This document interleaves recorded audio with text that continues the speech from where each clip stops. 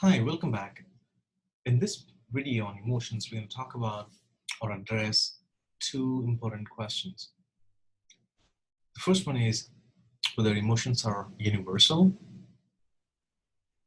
And the second one is if there are any cultural differences in emotion, either experiencing emotions or in exhibiting emotional states. Let's get to the first one. Are emotions universal?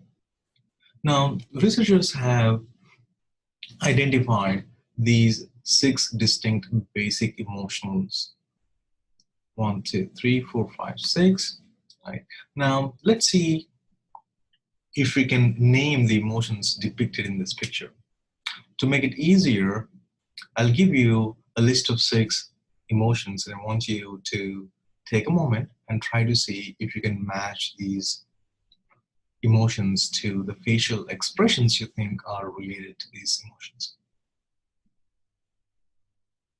You can pause the video now and give a try, and when you're ready, you can play the video again. Well, assuming that you have paused and pondered upon whether or not you can actually identify these emotions accurately, well, here is the answer. The basic emotions depicted in this set of pictures are there's a neutral, and there's a high version and a low version of the same basic emotion: sadness, fear, anger, disgust, surprise, happiness. Now, so emotions are universal in the sense that we all experience these emotions, and for the most part, the expressions, especially the facial expressions, are similar across cultures. In that sense, emotions are universal. We all experience it. We all emote it. Nevertheless, we emote it in a similar fashion for the most part. But are there cultural differences in emotions in the sense of expressing, or in sense of hiding, or in sense of actually experiencing these things? Well, the one common thing you notice is the display rules or norms of emotional expressions. Some emotions are more commonly expressed in one culture than others, while there are some emotions that are hidden more in one culture when compared to others. For example, if you look at public display of affection, it is more common in Western culture than it is in Eastern culture. Again, this is not about whether PDA is good or bad. It's about the norms of expressing emotions.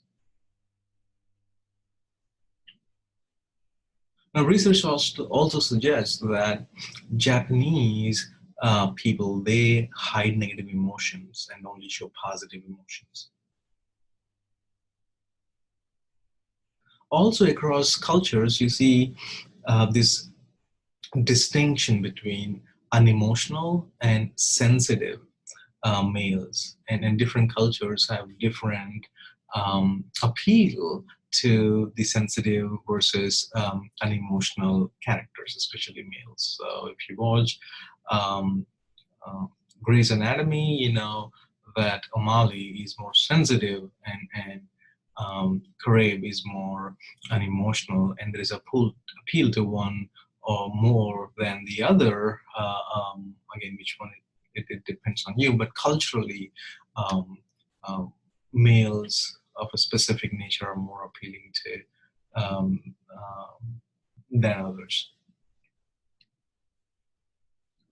Well, there's also national style of smiling in the sense that the way people laugh is smile rather is different in different countries. For instance, this is the British style of smiling versus the American style. You can clearly see the difference where you see only the upper row of teeth are shown here, while both the upper and lower rows of teeth are shown here in the British smile. Research also suggests that people are more sensitive to emotions of people from the same culture than people from different cultures. Um, Again, this may kind of explain the adaptive function emotions play that we discussed in the earlier video. Now, here's another kind of interesting question about, can an environment affect our emotions? So if you say the situation where this guy is talking to this girl, the answer is of course it will. In fact, um, if you look at this guy, how likely you think she's going to give her number to him? High likely or less likely? Well, researchers found that it depends on the music in the background. So in one of the studies, Wen et al. In 2010, what they did is um, they manipulated the background song, where either it was a neutral song or a romantic song. And participants were females who were asked to show up to the place, and the Confederates were the actual males who approached the participant and asked for the number.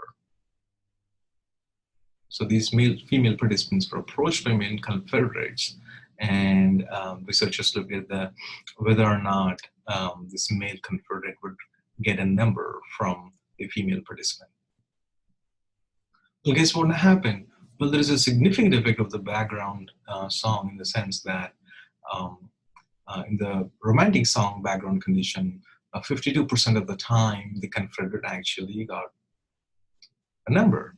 And whereas in the neutral condition, it was only 28%, suggesting that your emotional state and the emotional decisions you make based on emotions can be manipulated by the background noise, or the background song, or the background information.